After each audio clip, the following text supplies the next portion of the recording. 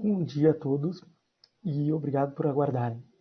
Sejam bem-vindos à apresentação e discussão dos resultados do primeiro trimestre de 2022 da Lojas Quero Quero. Eu sou Flávio Abrantes, gerente de Relações com Investidores, e estarão comigo hoje Peter Furukawa, diretor-presidente da Lojas Quero Quero, e Jean Pablo de Mello, diretor financeiro de Relações com Investidores. Esse webcast está sendo transmitido exclusivamente pela internet e pode ser acessado no endereço ri.quero.com.br. Para a sessão de perguntas e respostas, as perguntas devem ser feitas através da plataforma de webcast. Além disso, esse webcast está sendo gravado e será disponibilizado no site de RI da Lojas Quero Quero. Antes de prosseguir, gostaríamos de esclarecer que eventuais declarações que possam ser feitas durante esse webcast relativas a perspectivas de negócios da companhia, projeções e metas operacionais e financeiras constituem-se em crenças e premissas da diretoria da Lojas Quero Quero, bem como em informações atualmente disponíveis para a companhia. Considerações futuras não são garantias de desempenho e envolvem riscos, incertezas e premissas. Estas se referem a eventos futuros e, portanto, dependem de circunstâncias que podem ou não ocorrer. Investidores devem compreender que condições econômicas gerais, condições da indústria e outros fatores operacionais podem afetar os resultados futuros da empresa e podem conduzir a resultados que diferem materialmente daqueles expressos em tais considerações futuras. Para dar início à apresentação, vamos passar para o slide 2.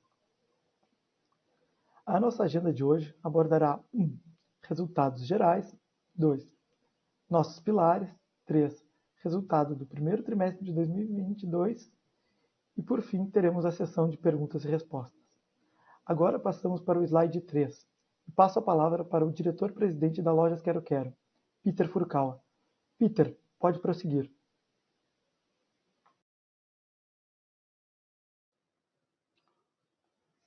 Bom dia a todos.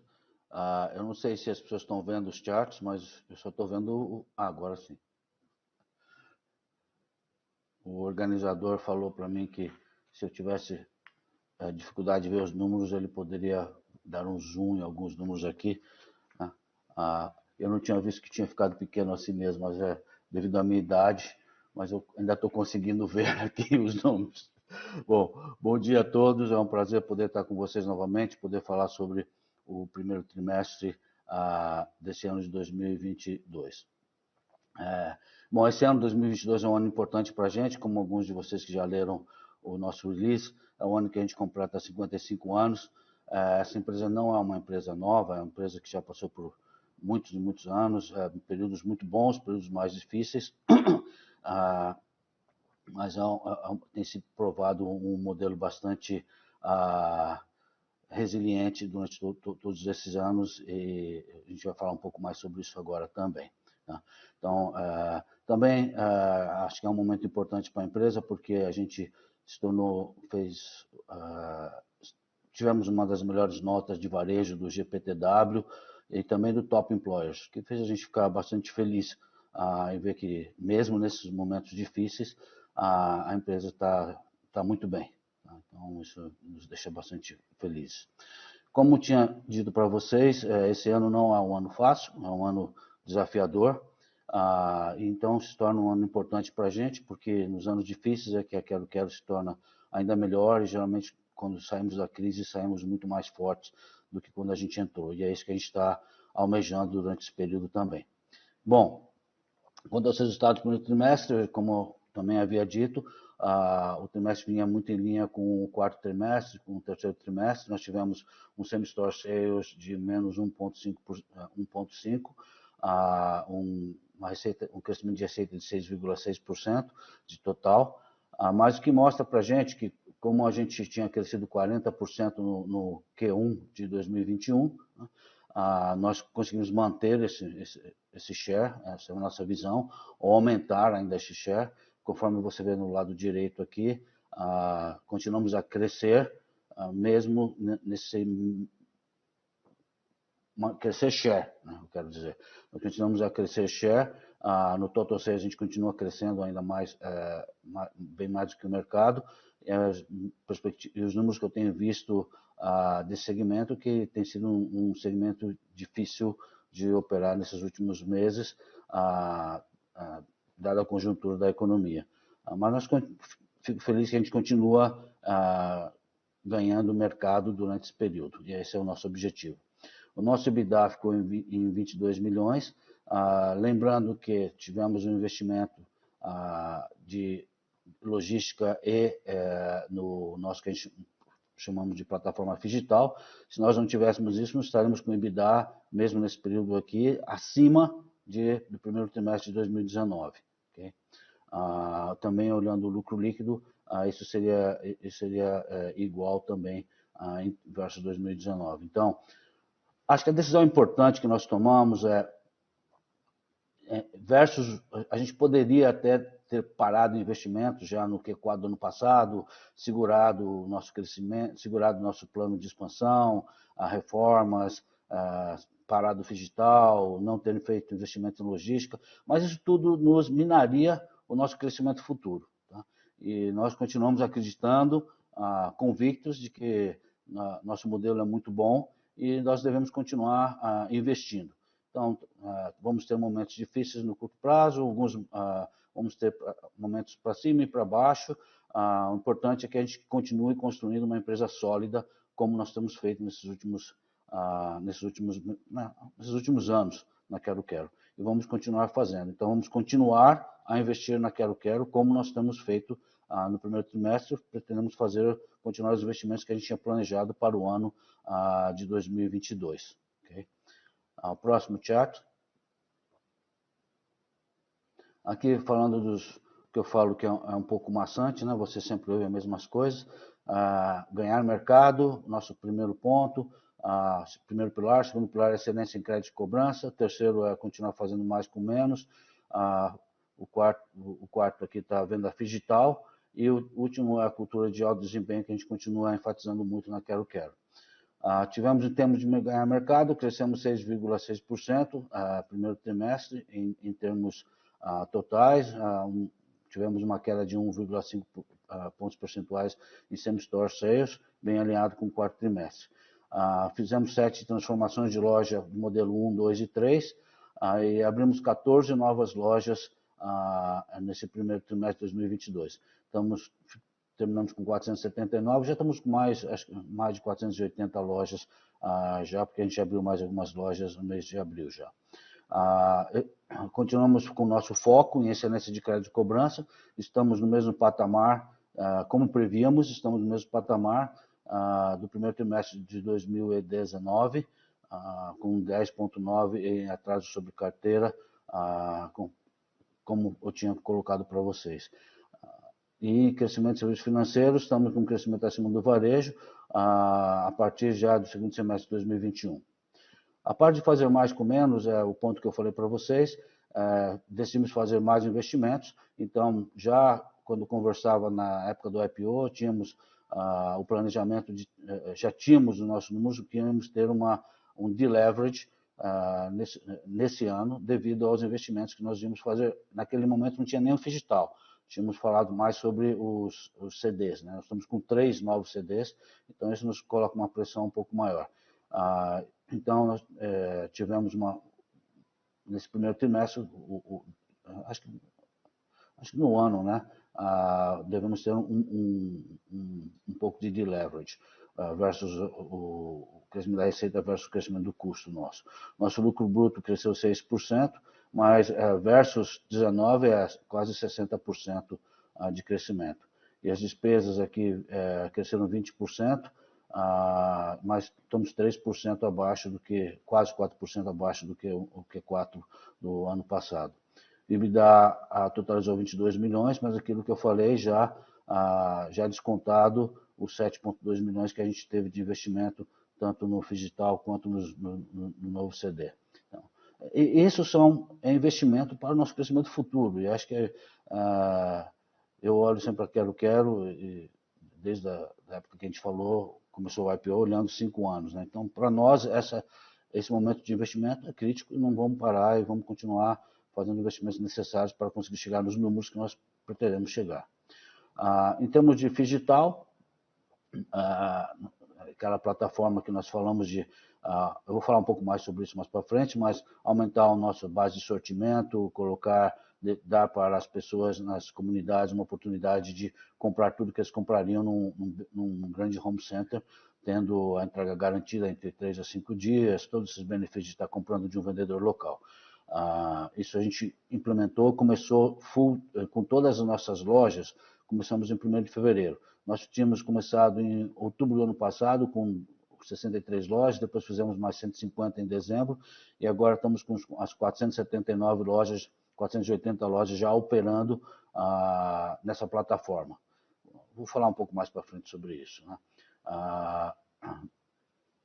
E hoje, se a gente coloca tudo que não faz parte do sortimento de uma loja, e a loja está vendendo lá na ponta, já dá mais de 17% da nossa venda, o que mostra que não existe resistência do nosso cliente comprar isso, e temos tido alguns testes bastante legais. Tivemos 37 gerentes formados agora nessa questão de cultura de alto desempenho. Ano passado nós tivemos 5.500 pessoas que aplicaram para o nosso programa de trainees. Como você sabe, é um programa bastante difícil de entrar. Até aplicamos o GMAT aí, contratamos os melhores candidatos aí, e esse ano a gente tivemos uma contratação de 15 pessoas, talvez metade disso seja para repor pessoas que acabaram saindo nesse processo. Mas continuamos ainda com foco e investimento nas pessoas. É o que nós temos de mais importante e mais valioso na Quero Quero, são as pessoas. Isso não é besteira que eu estou falando, é total realidade. Podemos falar que temos excelentes processos, um business interessante, porque é único e que atende as comunidades locais, pequenas cidades, um modelo bastante interessante, com bastante retorno, mas o que faz tudo isso são as pessoas. Então, a gente continua focando e queremos buscar o crescimento das pessoas aqui na Quero Quero, que é o mais importante de tudo. Bom, esse aqui é quanto aos pilares, agora vamos entrar um pouco em cada um. Próximo chart, por favor. Aqui mostrando só a evolução do nosso número de lojas, 479. Estamos com 40% das nossas lojas já fora do Rio Grande do Sul. Aqui também, só alinhando com todo mundo, as pessoas ficam perguntando sobre onde nós vamos crescer. Obviamente, nosso crescimento ainda vai ser em Santa Catarina e Paraná. A gente está começando, testando, né? São Paulo e Mato Grosso. Na verdade, nós testando, nós estamos colocando nosso pezinho lá, como a gente fez em Santa Catarina muitos anos atrás, como a gente fez no Paraná alguns anos atrás também. Vamos colocando e vamos sentindo o local, até conseguirmos ter uma boa base para continuar expandindo. Mas, nesse momento, abrimos 3 lojas temos 3 lojas no Mato Grosso e 3 lojas também ali no Pontal do Paranapanema, no estado de São Paulo. E estão performando como as nossas primeiras lojas em Santa Catarina, como nossas primeiras lojas no Paraná. Leva um tempo ainda para as pessoas entenderem o que é Quero Quero, mas pouco a pouco a gente vai crescendo a nossa base e construindo uma plataforma lá também. Para mim, a diferença dos estados é só uma linha no mapa, não faz diferença nenhuma, mesmo porque algumas cidades estão a 20, 30 quilômetros da divisa, então não tem muita diferença. Contanto que a gente continue abrindo nessa característica nossa, né? 87% das nossas lojas, se não me engano, estão abaixo de 100 mil habitantes, conforme o lado direito ali vocês veem, a nossa concentração estão em lojas abaixo de 100 mil habitantes. Aqui colocamos 14 novas lojas e continuamos buscando o nosso crescimento mesmo as lojas, ou ganhando mercado. Se o mercado diminui, a gente tem que diminuir muito menos, ou continuar crescendo, mantendo nossa receita, pelo menos, para ganhar mercado versus nossos concorrentes locais. Então, continuamos nesse passo, pretendemos, aqui, a CVM já me deu uma bronca uma vez que eu falei que íamos abrir 70 lojas. Nossa meta ainda interna é abrir as 70 lojas. Sempre vamos ter desafios, porque podemos encontrar um lugar ou outro, mas nosso objetivo e nossa meta ainda é abrir 70 lojas esse ano. E estamos caminhando para isso. Okay? Próximo chart. Aqui falando um pouco sobre as transformações que nós fizemos. Nós temos modelo de loja 1, 2 e 3, para os mais conhecidos já conhecem, né? A gente aumenta o sortimento, coloca mais SKUs, coloca um caminhãozinho também para entregar produtos mais rapidamente, mudamos um pouco, mudamos o tamanho da loja também, o layout, etc. E no primeiro ano dessas lojas, elas sempre crescem geralmente 20 pontos a mais do que a empresa. Depois continuam crescendo de acordo com a empresa, não é 20% ao ano cumulativo, mais que a empresa, óbvio. Então, nós temos ainda 56 lojas que têm um básico da Quero Quero, que ainda não são nem 1, nem 2, nem 3, e a gente ainda tem essas lojas porque a gente não consegue encontrar um local para mudar a nossa loja para o formato 1, pelo menos, mas continuamos buscando e vamos continuar fazendo essas transformações. Nós temos 292 lojas na fase 1, 102 na fase 2 e agora já estamos com 29 lojas na fase 3. Okay?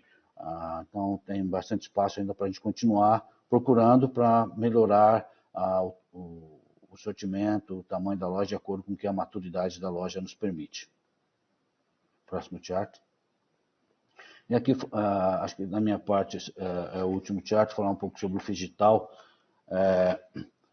A ideia do Figital é, como vocês veem aqui, ter essas fotografias, exatamente o que o cliente vê na tela dele, na televisão na frente dele, quando ele está aqui no lado esquerdo de baixo, você vê ali um ambientezinho pequenininho, que está dentro das nossas lojas, em que o cliente senta ali junto com o nosso vendedor e ele caminha dentro dessa loja, como vocês veem aqui na fotografia do lado, no meio, aqui na parte de baixo, essa visão que ele tem, ele vai caminhando, olhando os produtos, o vendedor mostrando para ele, ele pode clicar ali e falar com o nosso vendedor online, via um Zoom, lá dentro da nossa loja para mostrar um produto específico que ele queira. Né?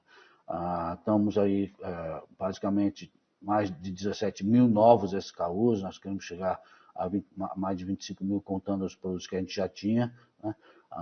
Incluímos várias novas categorias, fizemos um belo investimento nisso, e, na verdade, se a gente olhar bem isso aqui, é como se fosse uma startup dentro da Quero Quero, né? Porque a gente está aqui vendendo tapete, organizadores, esses aromatizadores, quadros e muitas coisas que a gente não tinha no nosso sortimento. Nós fizemos alguns testes agora, que todas as lojas estão operando.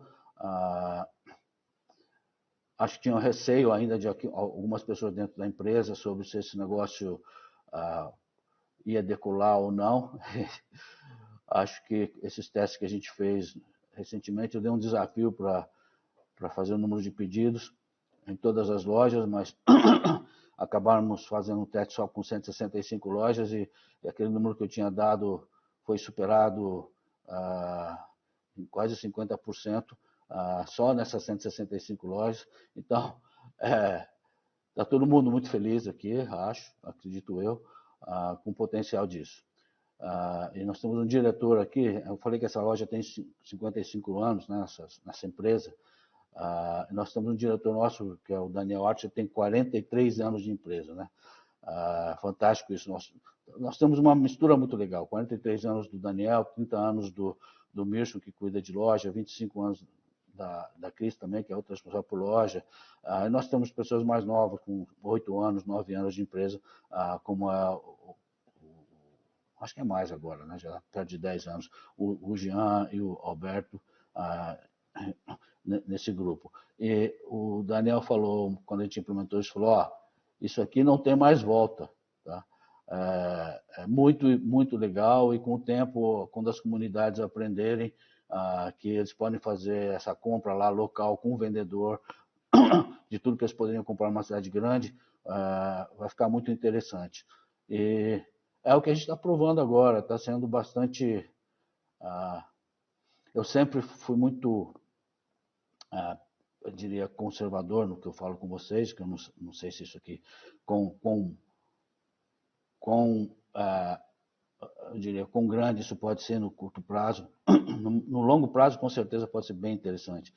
Mas esses testes me deixaram bem animado, eu diria assim. E acho que isso aqui vai ser, já vai, nós vamos ter boas experiências agora esse ano, construindo essa plataforma e o nosso existe demanda, tá? Acho que isso é o que está todo mundo vendo aqui na Quero Quero e ficando bem animado. Bom, novamente, difícil dizer que tamanho que isso vai ter, mas eu estou mais animado cada dia mais com essa iniciativa. Okay? Foi um aprendizado, tanto eu quanto o Flávio Jansen, que é o nosso chairman do conselho, nós dois participamos do começo do submarino lá, que foi o começo do e-commerce no Brasil, e estamos revivendo uma experiência bastante legal como foi lá. Crescimento de pedidos significativos, conforme a gente faz alguns testes, e movimenta bastante a empresa e movimenta bastante as pessoas. Bom, tendo dito isso, agora eu vou deixar o Jean entrar em mais detalhes aqui dos números. Acho que esse era o meu último chat, depois volto na parte de perguntas e respostas. Deixar o Jean falar agora. Obrigado, pessoal. Bom dia a todos, pessoal. É um prazer de novo estar aqui conversando com vocês, apresentando os resultados do primeiro trimestre de 2022 da Quero Quero. O Peter já fez uma introdução sobre o momento que a companhia vem vivendo, que se encaixa também no momento que já vem desde o final do ano passado. E agora eu vou entrar um pouco mais no detalhe, realmente, de como foi em números o primeiro trimestre de 2022. Então vamos começar primeiro pelas três atividades de negócio, a receita dessas três atividades de negócio da companhia, que é varejo, serviços financeiros e cartão de crédito. Como foi mostrado nos charts anteriores, a gente teve um crescimento de venda mesmo às lojas muito forte entre o terceiro trimestre de 20 e o segundo trimestre de 21. Então, nós acabamos desde o terceiro trimestre do ano passado, começamos a enfrentar uma base de comparação muito alta em crescimento mesmo às lojas, que vai seguir até o segundo trimestre desse ano. Mesmo assim, a gente entregou um crescimento, um resultado mesmo às lojas levemente negativo de 1,5% no trimestre. Então, foi realmente bem alinhado com o que a gente fez no quarto trimestre do ano passado, então de crescimento, um crescimento de varejo total de 6,6%. Então, a gente realmente vê que aquilo que a gente esperava já, que o segundo semestre do ano passado e que o primeiro semestre desse ano, dado a base de comparação forte, tivesse uma venda relativamente andando de lado nas mesmas lojas, mas apresentando crescimento na venda total. Então, isso vem se mantendo, acabou não sendo muito diferente do que a gente imaginava de resultado para o primeiro trimestre desse ano. Em relação a serviços financeiros, aqui, como vocês também já vêm acompanhando desde os trimestres anteriores, nós apresentamos um crescimento mais forte da receita de serviços financeiros. Então, a gente apresenta um crescimento de 31,5% no primeiro trimestre de 21. Se você comparar com o primeiro trimestre de 2019, praticamente dobra a receita de serviços financeiros. Aqui, nesse momento, também é um movimento que a gente já esperava. Lembrando que nós tivemos um crescimento muito forte do varejo entre o segundo trimestre de 20 e o segundo trimestre de 21, enquanto serviços financeiros, dado o momento macro, ele cresceu menos. É a partir desse momento que a gente vê uma diferença. A gente já viu nos últimos trimestres, deve continuar vendo nos próximos trimestres, o varejo crescendo um pouco menos e os serviços financeiros crescendo a mais. Isso também eu vou comentar um pouco, é decorrente da maior originação de títulos e da retomada da penetração do cartão de crédito dentro das nossas vendas. E por último, nós temos também a receita de cartão de crédito, que é a menor receita, mas que vem apresentando também crescimento, apresentou crescimento de 8,4% no primeiro trimestre desse ano.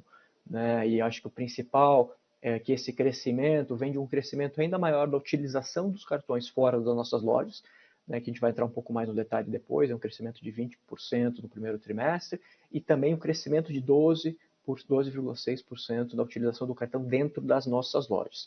Né? Então a gente vê, que nem eu comentei, uma maior utilização do cartão e maior originação de títulos que vem subsequentemente refletindo principalmente no crescimento de receita de serviços financeiros. Né? Então, passando para o próximo slide, a gente chega num crescimento consolidado de receita da companhia de 11,7%. Né? Então, chegamos aqui em 603 milhões reais de receita no primeiro trimestre desse ano. Né? Então, nós sempre, ao longo dos últimos anos, dos últimos trimestres, nós comparamos, né, com os trimestres anteriores, mas também com 2019. Então, quando a gente olha esse crescimento de receita da companhia nesse momento, na verdade, é um crescimento de mais de 70% versus o primeiro trimestre de 2019. Né? Lembrando que o primeiro trimestre é o trimestre sazonalmente de menor receita de varejo para a companhia. Né? Mesmo assim, nós vemos consistentemente apresentando o crescimento de receita, e quando a gente olha, né, compara com uma companhia pré-pandemia, né, mesmo assim, ainda pré-IPO, é um crescimento de mais de 70% de receita.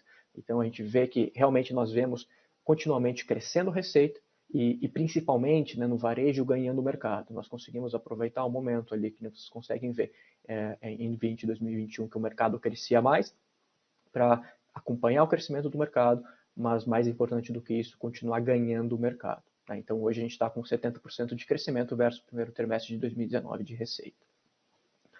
Um ponto que é importante, e muitos, né, acabam acompanhando também, é a receita operacional líquida, né, que totalizou 540 milhões nesse primeiro trimestre de 2022. Aqui tem um ponto bem importante, como vocês podem ver, é um crescimento de 24%, é um crescimento maior do que o crescimento de 11,7% da receita bruta líquida de devoluções. Né? Esse crescimento de receita bruta líquida de devoluções e receita operacional líquida, ele acaba sendo muito alinhado. Apenas nesse ano, a partir de agora, você vai ver uma mudança nessa relação, porque nós entramos, né, tivemos a possibilidade, que lá em 2019 e 2020 nós não tivemos a possibilidade de entrar no regime optativo tributário do Rio Grande do Sul para o ICMS, substituição tributária, né, que tem um impacto de 43,7 milhões na receita. Então, isso diminui impostos sobre receita, impostos sobre venda, né? Por isso que a receita operacional líquida ela cresce mais versus o ano anterior, porque ela não é diretamente comparável, mas ele também vai aumentar o custo dos produtos vendidos. Né? Se eu não tivesse essa mudança no regime tributário do Rio Grande do Sul, o meu crescimento de receita líquida seria de 14%. Então, seria bem mais alinhado com o crescimento de receita bruta. Tá? E eu vou entrar, então, nós temos um crescimento de 11,7% de receita bruta e de 24% de receita operacional líquida, mas embora não sejam completamente comparáveis. E passando para o próximo slide, eu vou tomar um pouco do tempo de vocês, só para ficar claro os impactos dessa mudança e depois eu continuo. Né? Então, primeiro, a gente tem uma mudança no ativo da companhia. Vocês podem ver que a gente tira, né, 79 milhões em 1º de janeiro de impostos a recuperar e leva para estoque. Né? Então, é isso que vai impactar subsequentemente no DRE da companhia.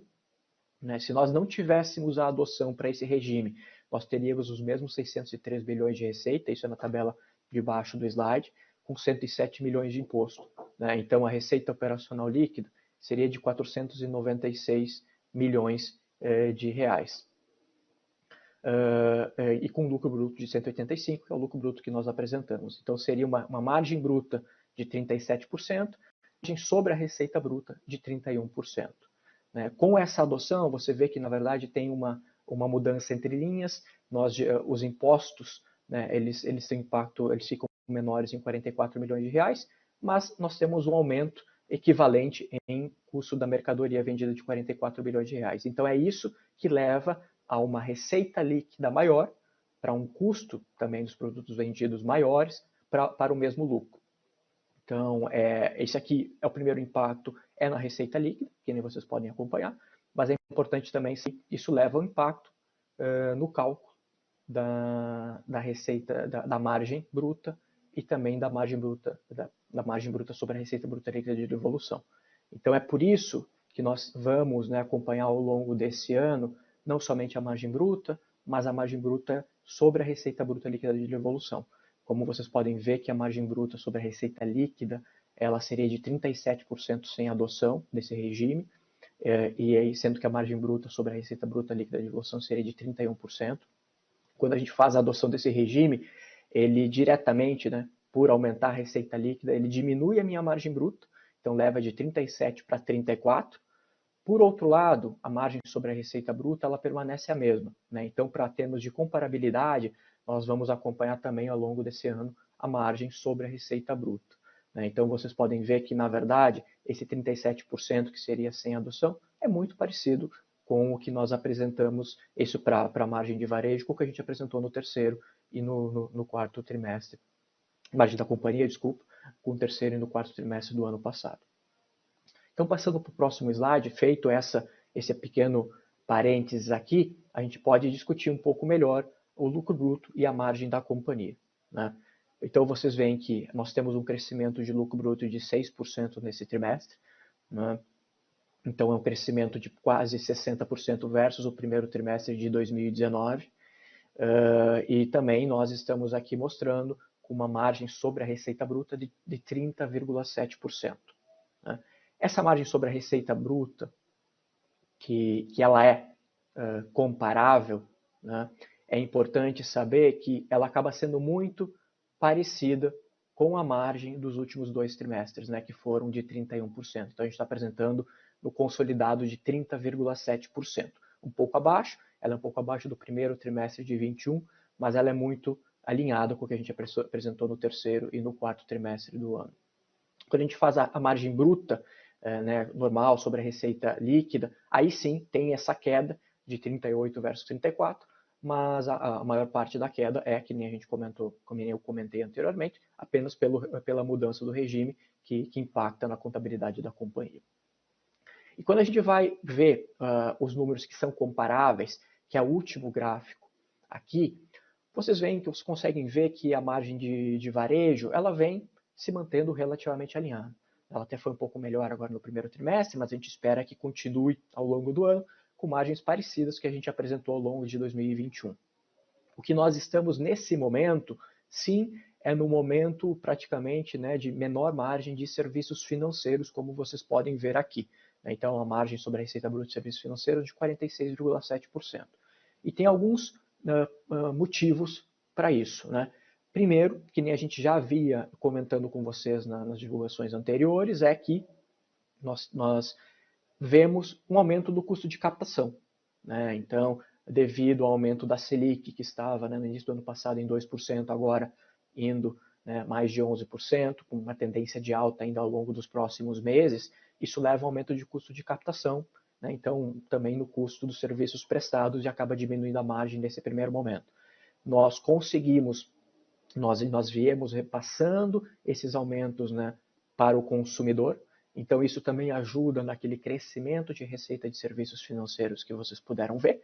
Só que uma vez que a receita de serviços financeiros cresce mais, então ele também acaba, né, para obter o mesmo lucro, a gente tem que ter um pouco mais de receita para compensar o custo de captação. Isso acaba levando a margem para baixo, né?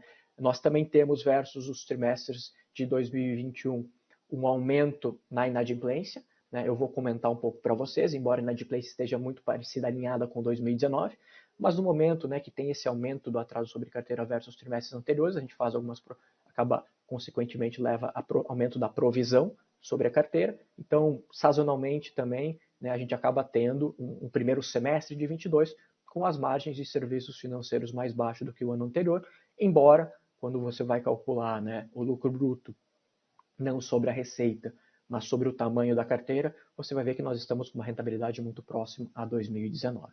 Tá? Então, só para resumir, nós continuamos crescendo o lucro bruto, com uma margem consolidada muito parecida com o terceiro trimestre e o quarto trimestre do ano passado, assim como a gente já esperava e vinha comentando nas últimas divulgações de resultados, e nós também temos essa mudança contábil aqui. Então, a gente sugere o acompanhamento da margem sobre a receita bruta para termos de comparabilidade.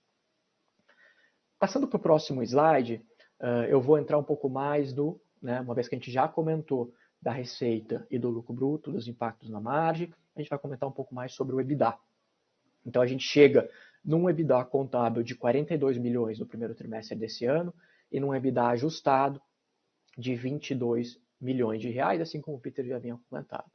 É importante só ressaltar, e vocês podem ver nesse primeiro gráfico, que não só sazonalmente é o trimestre de menor venda nominal da companhia, acaba também se refletindo, né, na média, num trimestre de menor resultado, seja de EBITDA, seja de lucro líquido para a companhia também. Né? Você pode ver aqui versus, por exemplo, 2020, o mesmo 2019, que o primeiro semestre, não só o primeiro trimestre, mas o próximo primeiro semestre, é onde a gente tem os menores EBITDAs da companhia, dado a alavancagem operacional da companhia. Então, nós temos sim uma queda de EBITDA versus 2021, um EBITDA ainda muito próximo a 2019, mas é importante ressaltar, assim como o Peter já comentou, que nós temos, não é totalmente comparável, dado os investimentos adicionais que a gente fez ao longo desses últimos trimestres, né? Principalmente o Figital. No primeiro trimestre desse ano, nós temos um investimento em despesa de mais de 3 milhões de reais no Figital. Né? Então, se eu tirasse apenas esse investimento adicional, que é um investimento que a gente acha que vai ter uma rentabilidade grande ao longo do tempo, mas que impacta o resultado no curto prazo, a gente já iria um EBITDA para 25 milhões de reais. E ao longo do ano passado, nós também inauguramos os dois novos CDs, lembrando que em 2020 a gente também tinha inaugurado também um novo CD, então são mais de 2 milhões adicionais de despesa nesse primeiro trimestre, também em logística. Né? Então são 5 bilhões versus 2021 e mais de 7 milhões de investimentos adicionais versus 2019. São investimentos que a gente acha necessário e importante para o crescimento de médio e longo prazo da companhia, e a gente leva para esse EBITDA contábil de 42 milhões e um EBITDA ajustado de 22 milhões de reais. E passando para o próximo slide, vocês vão ver esse impacto, né, no lucro líquido e no lucro líquido ajustado da companhia. Né? Então, aqui nós temos também esse EBITDA, essa diferença de EBITDA que acaba indo para o lucro líquido, e nós temos sim o impacto também do aumento das taxas de juros. Né? Então, nós temos aumento da taxa de juros e aumento da inflação que impacta, né, que levaram a esse prejuízo contábil de 10 bilhões de reais e um lucro líquido ajustado por plano de stock option e IFRS 16 de 6 bilhões de reais. Né? Então, esse aumento da Selic leva não somente ao aumento do custo de captação, então do resultado financeiro do pagamento de juros da dívida da companhia, mas também a impactos em IFRS 16 e ajuste a valor presente do balanço da companhia. Né? Então, não é também, o lucro líquido acaba não sendo diretamente comparável com os trimestres anteriores, devido a esses investimentos adicionais que a gente está fazendo, mas lembrando, né, que se você olhar no gráfico, é onde sazonalmente nós acabamos sempre, né, na média, sempre não posso dizer, mas na média, apresentando os menores resultados nominais no primeiro trimestre desse ano. Então, mesmo, né, numa situação difícil, nós tivemos sim uma reversão do lucro líquido apresentado, mas é uma reversão indo para 6 bilhões no lucro líquido, de prejuízo ajustado. Né? Então, aqui eu passo por todas as linhas de resultado e vou passar agora um pouco mais para entrar um pouco mais de detalhe no próximo slide, que é falar, como eu havia comentando, da carteira, né, de recebíveis Verdicard, a carteira de recebíveis da companhia, e do atraso sobre carteira. Então, nós sim estamos entrando num cenário macro, desde o segundo semestre do ano passado, macro mais difícil, né, na macroeconomia brasileira.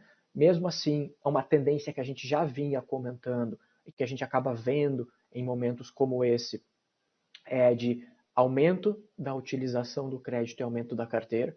Por isso que a gente tem um crescimento de praticamente 16% na carteira líquida da companhia, com juros, versus o primeiro trimestre de 21. Então, é um crescimento de mais de 52% versus o primeiro trimestre de 19. Então, a gente fecha com uma carteira total de 904 milhões de reais e uma carteira líquida com juros de 636 bilhões de reais. Tá? Então, isso é muito importante para crescimento da companhia, trazer novos clientes, né? Mas também aumento de resultado, como vocês puderam ver no crescimento de receita de serviços financeiros. E mais importante do que isso é que a gente vem consistentemente crescendo o resultado, né, a carteira da companhia, mas com níveis de inadimplência controlados, né? A nossa expectativa, como a gente havia comentado anteriormente, é de ver níveis de inadimplência em 2022 próximos a 2019, e foi muito bem alinhado com essa expectativa que aconteceu agora no primeiro trimestre de 22. A gente já termina o primeiro trimestre de 22 com 10,9% de atraso sobre carteira, né? Esse é o atraso sobre carteira acima de 90 dias, e se você comparar com o primeiro trimestre de 19, que foi de 10,8%, realmente nós um pouquinho acima, mas muito alinhados. Lembrando que entre 2020 e 2021 a gente viu níveis de inadimplência historicamente baixos, né? Isso foi decorrente de um posicionamento mais conservador nosso no início da pandemia, do fortalecimento da operação de crédito e cobrança, tá? Mas também pelo ambiente macro, né, que naquele momento o nosso cliente estava com um pouco mais de renda disponível, tá? Então teve uma diminuição da inadimplência. Agora a gente vê essa carteira, esse atraso sobre a carteira voltando para níveis comparáveis com níveis pré-pandemia, com níveis de 2019. E essa é uma tendência que a gente espera para ao longo de 2022. Tá? Passando para o próximo slide, você vai ver que esse crescimento de carteira, né, vem, na verdade, da maior utilização do cartão Verde Card. Então a gente teve um crescimento total de 16,7%, teve um crescimento de 12,6% da utilização do cartão dentro das nossas lojas, lembrando que a receita de varejo cresceu 6,6%. Então, essa diferença dos 6,6% das vendas da companhia para 12,6% da utilização do volume transacionado com o cartão dentro das nossas lojas mostra um aumento da penetração da utilização do cartão, que é algo que nós já esperávamos. Então, no momento que a economia está um pouco mais difícil, o nosso cliente volta e demanda um pouco mais de crédito. A gente também vê o aumento do volume transacionado fora das nossas lojas de 20,4%. Né? Então, é realmente uma retomada da utilização dos cartões frente aos trimestres anteriores, que resulta nessa tendência de crescimento da originação de recebíveis, da originação de créditos para a nossa carteira. Passando para o próximo slide, eu vou comentar um pouco da gestão de caixa, do caixa e da dívida líquida da companhia. Né? É importante lembrar que sazonalmente nós temos no primeiro trimestre e também, na verdade, no primeiro semestre do ano, um consumo de caixa na companhia. Tá? Isso decorre do aumento, né, no consumo em working capital, principalmente devido ao pagamento das compras e das vendas, né, que a gente fez no segundo semestre, no final do ano anterior. Então a gente faz pagamento, então você vê que tem um consumo em estoque fornecedores ao longo do primeiro trimestre. Isso sempre acontece se você olhar para o nosso histórico, né? E a gente acaba gerando mais caixa ao longo do segundo semestre desse ano. Então a gente termina esse primeiro trimestre com 1,6 de alavancagem, então dívida líquida sobre dívida, ainda também menor do que era lá em 2019. E se você olhar 2019, você vê que tem, na verdade, uma tendência ao longo do ano de diminuir essa alavancagem financeira. É importante também comentar que nós fizemos uma captação de debêntures no primeiro trimestre desse ano. Foi uma captação de debêntures de 150 milhões de reais, com prazo de 7 anos, então a gente consegue alongar o perfil de dívida da companhia, com redução do custo médio, do spread médio também com essa captação. Então você vê que a gente vai ter um perfil de dívida mais alongado, que nos permite, né, passar também mesmo por um ambiente macro mais desafiador, que a gente está vendo espera ao longo dos próximos trimestres, principalmente com esse aumento da Selic e da inflação. E por último, eu quero também comentar um pouco no próximo slide, né, que nem o Peter comentou já anteriormente, que nós continuamos investindo. Porque a gente está vendo que esses investimentos que nós fizemos nos últimos anos, nos últimos trimestres, eles vêm dando resultado e nós continuamos na nossa estratégia de continuar investindo para o crescimento futuro da companhia. Então, nós investimos 17,8 milhões no primeiro trimestre de 2022, um crescimento de 17,6% versus o primeiro trimestre de 2021. Né? É importante que a gente investiu tanto na abertura de lojas, implementação de projetos e também em logística e TI. Nós abrimos 14 lojas no primeiro trimestre desse ano, tá? Então foi um número maior do que as 9 lojas do primeiro trimestre de 21 e as 8 lojas do primeiro trimestre de 20.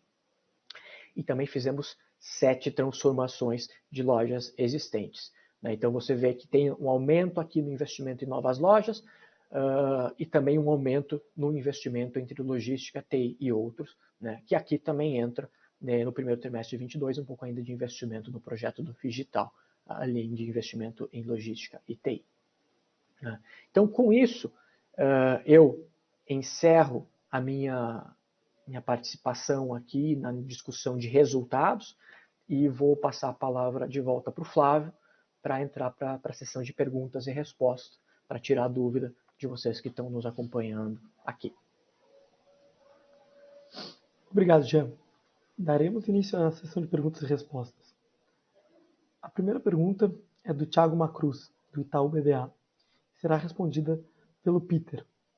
A pergunta é, no release vocês dividiram que as vendas de digital e outras modalidades que não são loja física representaram 17% das vendas em março. Podem dividir mais detalhes sobre essa penetração? Achamos bem alta e gostaríamos de entender quais os principais aprendizados e como pensam na evolução dessas modalidades para frente. Peter?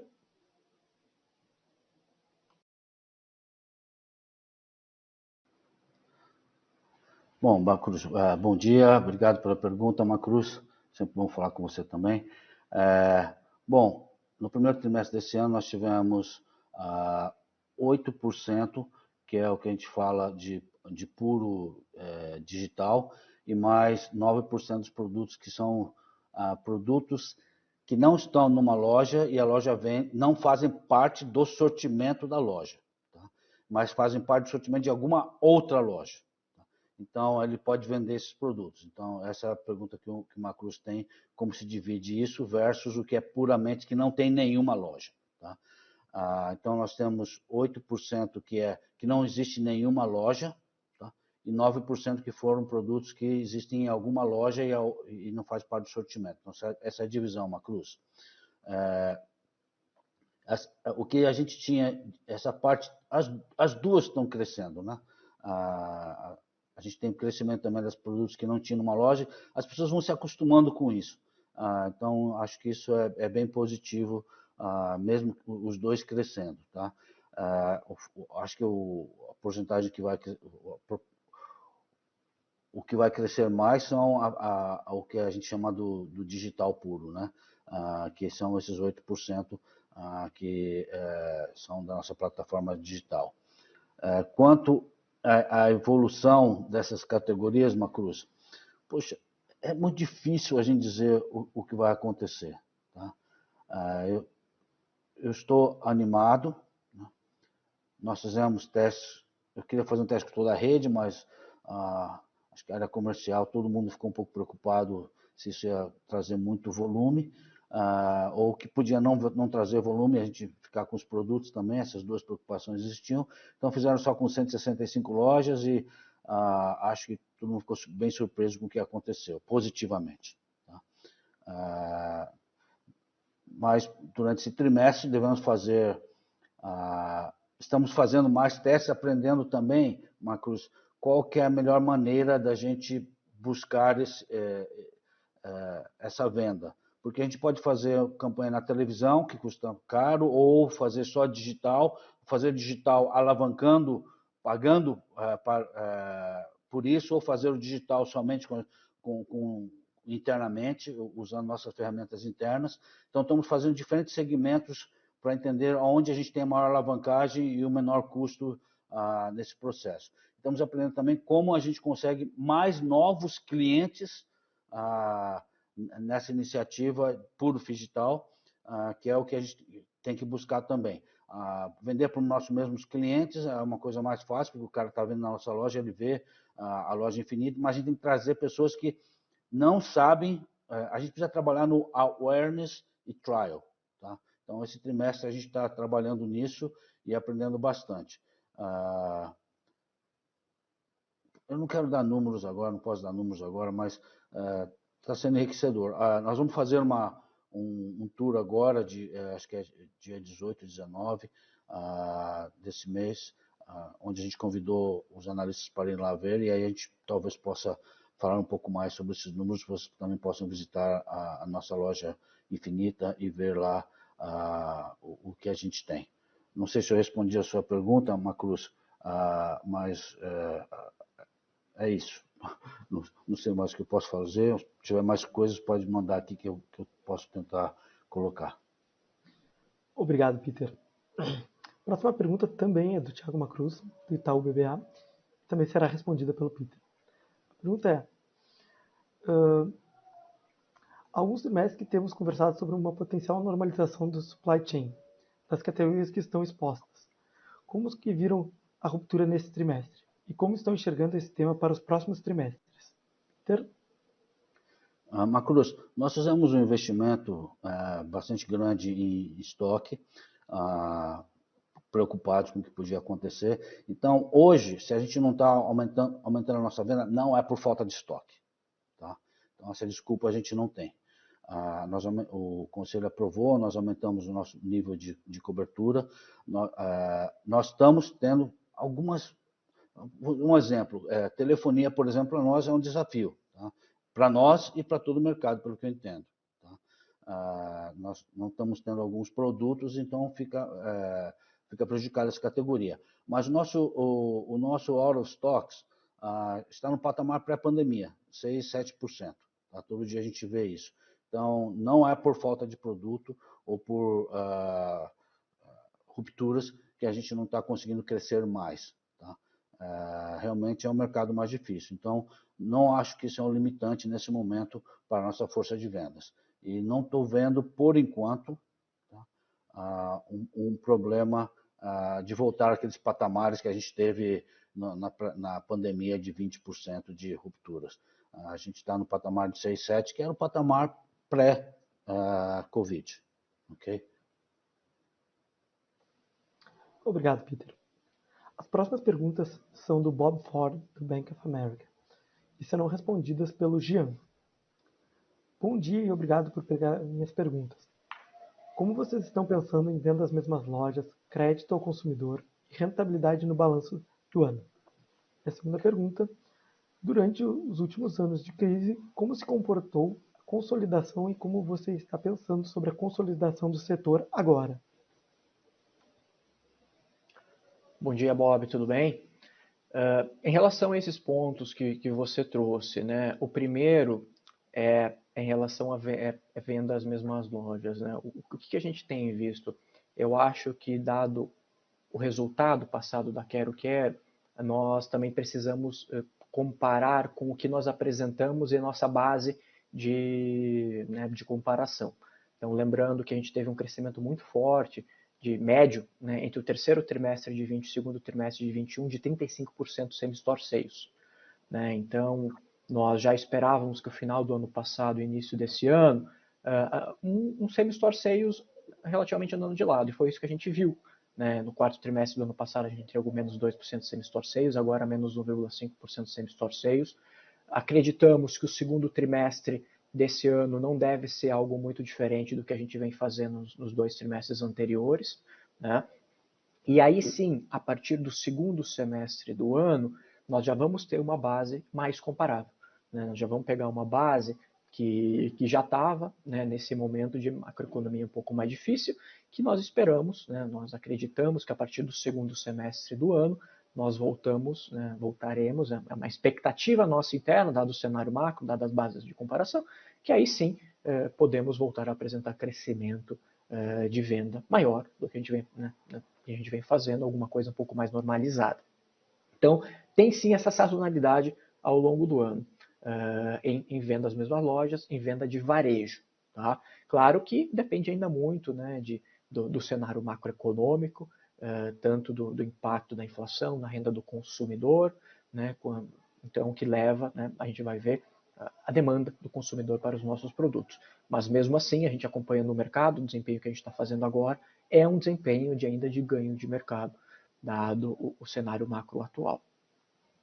Em relação a crédito ao consumidor, nós já vimos isso no passado, eu acho que a gente está vendo se repetir agora, é que no momento de macro um pouco mais difícil, o nosso consumidor acaba demandando um pouco mais de crédito, né? Então, isso se refletiu nesse primeiro trimestre na utilização do cartão maior, no crescimento da carteira de recebíveis também acima do crescimento do varejo e, respectivamente, do crescimento de receita de serviços financeiros, né? Então, isso já aconteceu nos trimestres anteriores, aconteceu agora de novo no primeiro trimestre e deve ser também uma tendência já para o próximo trimestre e para os subsequentes, né? A gente está vendo uma carteira de recebíveis crescendo mais do que o varejo, né? Então, o negócio da Quero Quero acaba tendo essa complementariedade, né? Em um ambiente macro um pouco mais difícil, às vezes a demanda nominal por serviços financeiros acaba sendo até maior do que de varejo.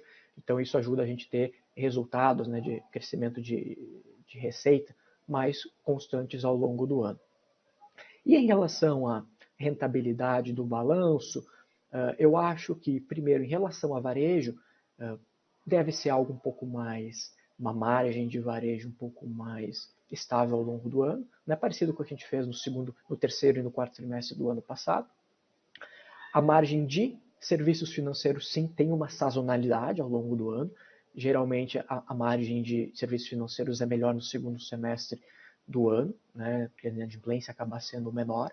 Então, nós vamos ter provavelmente uma rentabilidade mais baixa agora no primeiro semestre do ano, dado o aumento do custo de captação e também essa normalização da inadimplência, né? Mesmo assim, quando a gente pegar o ano fechado, não deveria ser muito diferente do que a gente vem apresentando nos anos anteriores em relação a retorno sobre o investimento, né? Embora, então, a gente espera uma rentabilidade da carteira de crédito muito parecida com o que a gente teve em 2019. Né? Nós esperamos que inadimplência parecida com 2019, mesmo com o custo de captação mais alto, a gente consegue repassar esse adicional para o consumidor, então uma rentabilidade muito parecida com 2019. Tá? E acho que o último ponto, que é em relação à consolidação, o Peter já havia comentado que o ambiente desse ano é mais difícil do que a gente viveu para o nosso setor nos 2 últimos anos. Eu acho que acabam surgindo oportunidades, né? Seja de ganhar mercado, né? Seja de crescer e abrir lojas em cidades onde a gente não está. Então, eu acho que sim, um ambiente um pouco mais difícil, a gente fazendo o nosso trabalho, seguindo com a nossa operação rentável, seguindo com a nossa expansão, eu acho que vão surgir oportunidades de se consolidar ainda mais o setor, que é o que a gente viu no passado. Né? A gente viu, sim, em momentos um pouco mais difíceis da companhia, surgindo oportunidades da Quero Quero ganhar ainda mais mercado. Claro que é um mercado um pouco mais difícil, um mercado que cresce menos, mas o nosso primeiro pilar é realmente ganho de mercado. Eu acho que a gente tem que correr atrás disso. Eu acho que sim, vão surgir oportunidades de consolidação normal, de ganho de mercado, pouco a pouco, ao longo desse ano. Então... Obrigado, Jean. As próximas perguntas são do Carlos Herrera, do Condor Insider, e serão respondidas pelo Peter. Como vocês estão vendo a dinâmica operacional para o próximo trimestre e ano? E, com o aumento de juros, maior pressão do endividamento, estudam reduzir o ciclo de crescimento da empresa para 2022? Peter? Bom dia, Carlos. Bom, não nos é permitido falar muito sobre o trimestre corrente, nem sobre o futuro, já levei puxão de orelha sobre isso. Tá? Colocando em termos macro, o que eu posso dizer é, não vemos nenhuma diferença no mercado, no que nesse trimestre, eu acho que aconteceu no trimestre anterior ou nos últimos 3 trimestres. O desafio continua aí, temos que continuar lutando para ganhar mercado, um cenário difícil, o ano todo, na minha visão, é um ano difícil, então não vejo muita diferença nisso. Quanto a endividamento, não entendi muito essa pergunta, porque nós estamos no nível de dívida líquida parecido com o que a gente tinha no passado. Nós não consumimos, acho que é bastante importante também, nós não consumimos caixa para o nosso crescimento. Tá? Nós geramos caixa para fazer o nosso crescimento. Então, não é uma questão de tomar dívida. Se você olhar, analisar bem os nossos números do passado, você vai entender isso também. E quanto a reduzir o ciclo de crescimento, nós não queremos fazer isso. Nós continuamos acreditando no nosso modelo. Nós já passamos por ciclos bem difíceis, tá? Passamos pela pior recessão do Brasil lá na época da Dilma, aquela foi a pior recessão que já existiu até aquele momento. Nós continuamos investindo, continuamos crescendo, e é o que a gente pretende fazer agora, continuar fazendo agora.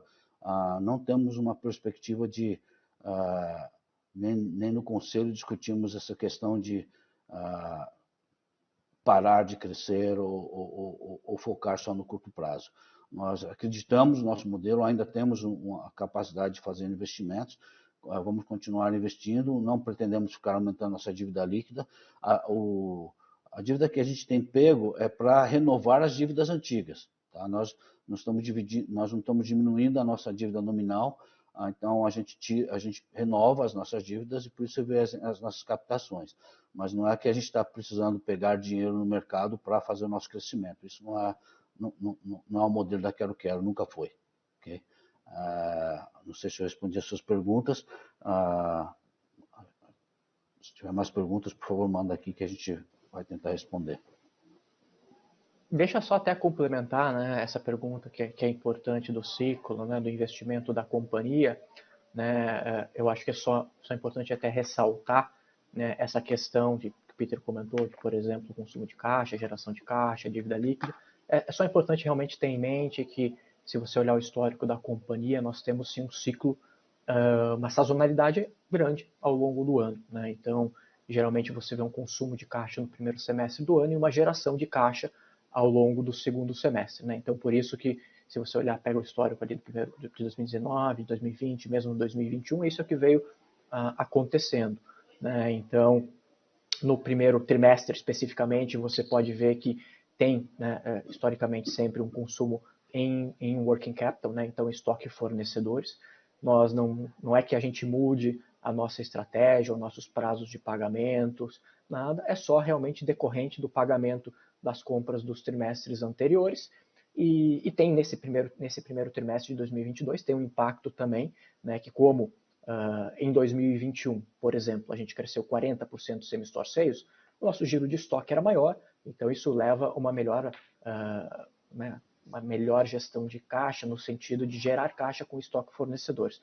No primeiro trimestre de 22, quando você vai comparar com 2021, uma vez que o same-store sales foi de menos 1,5%, né, então isso leva a um consumo em estoque fornecedores no primeiro trimestre, mas não é nenhuma mudança da nossa estratégia, né? É realmente o impacto, né, que tem da sazonalidade e também da velocidade de crescimento.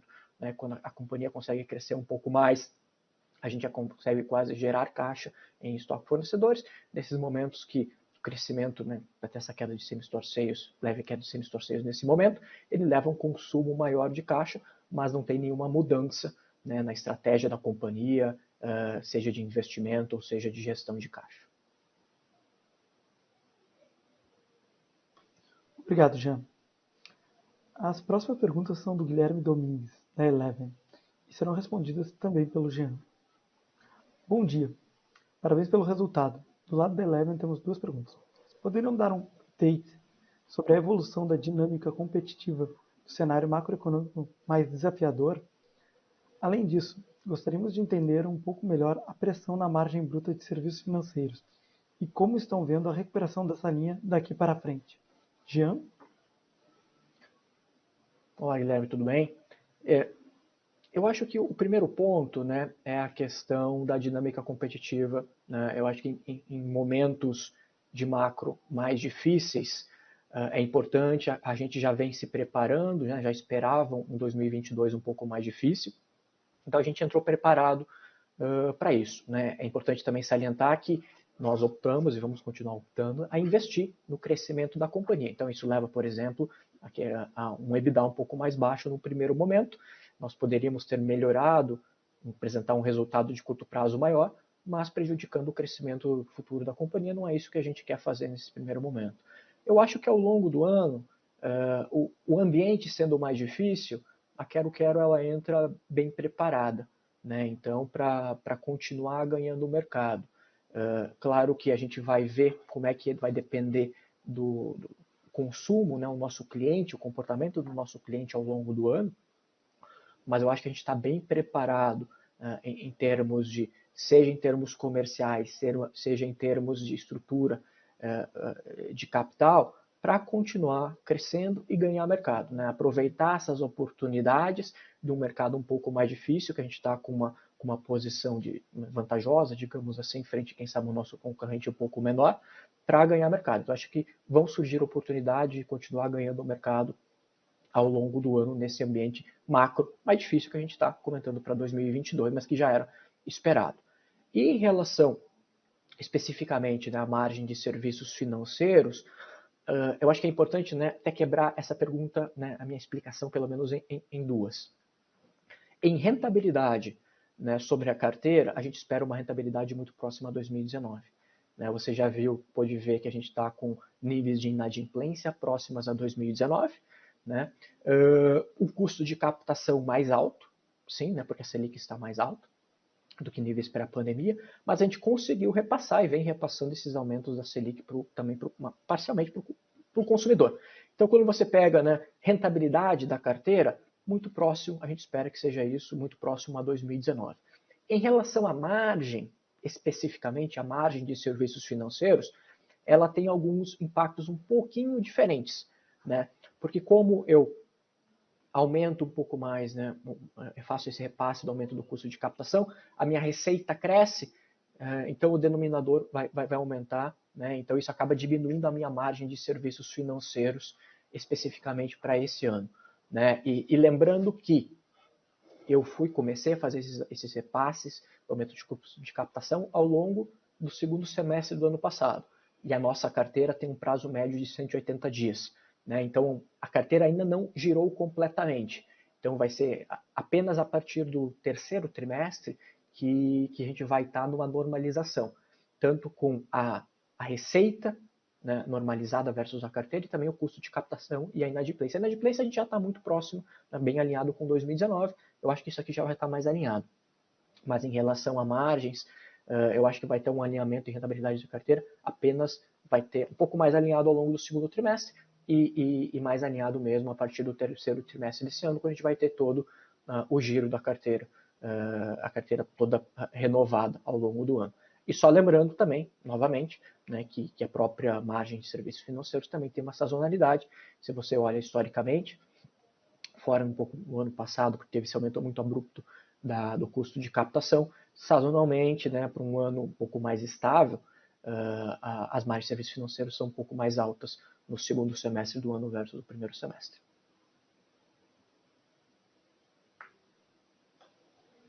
Obrigado, Jean. Então, assim, encerramos a sessão de perguntas e respostas. Obrigado a todos pelas perguntas e passo agora a palavra ao Jean e depois ao Peter para as considerações finais. Bom, apenas agradecer a participação de todos, colocar de novo, né, todo o time de RI à disposição, eu, o Flávio, para tirar eventuais dúvidas, né? Então, e desejar uma boa semana para todo mundo e convidar, né, todos a verem os documentos que a gente colocou no site, tanto o nosso release quanto as nossas DFs, a própria apresentação, né, e ficamos à disposição para tirar qualquer dúvida adicional. Muito obrigado. Bom, gostaria de agradecer também a participação de vocês aqui e dizer que nessa corrida que nós estamos aqui do Paris-Dakar esse ano, eu vejo um time super motivado, muito focado, tá? Querendo muito jogo. Tá? Então, temos um time fantástico na Quero-Quero, isso me deixa sempre muito feliz. Tá? Todo mundo consciente de segurar os custos, buscar tudo que é possível de venda no mercado. Os números internos nossos do esforço que está sendo feito são para ganhar mercado, buscar mais clientes fora da loja, conversão maior dentro da loja. É um esforço fenomenal que está sendo feito. Quando a gente compara com os números pré-pandemia, tanto visita fora da loja, o esforço que as pessoas têm feito é muito grande. Então, tenho muito orgulho dessa equipe aqui da Quero Quero. Sim, temos um ano difícil? Temos, mas são nesses anos difíceis que a gente realmente constrói, encontra as pedras que a gente tem que tirar do caminho. Quando a água está muito alta, a gente surfa, não vê essas pedras. Quando a água baixa, a gente vê essas pedras e todo mundo trabalha com um empenho muito grande para tirar essas pedras do caminho e a gente continuar crescendo. E quando dá uma melhorada na economia, a gente já turbina muito mais nosso crescimento. Então, estou muito feliz de ver esse esforço da empresa nesse momento e o crescimento profissional que as pessoas têm alcançado durante esse período. Então, convido todos vocês também a não só ver os números, mas a vir conhecer a Quero Quero, conhecer as pessoas da Quero Quero também e ver esse potencial de crescimento que a gente tem, que é muito interessante. Obrigado a todos e até a próxima reunião. Assim encerramos o call de resultados da Lojas Quero Quero. Muito obrigado, pessoal.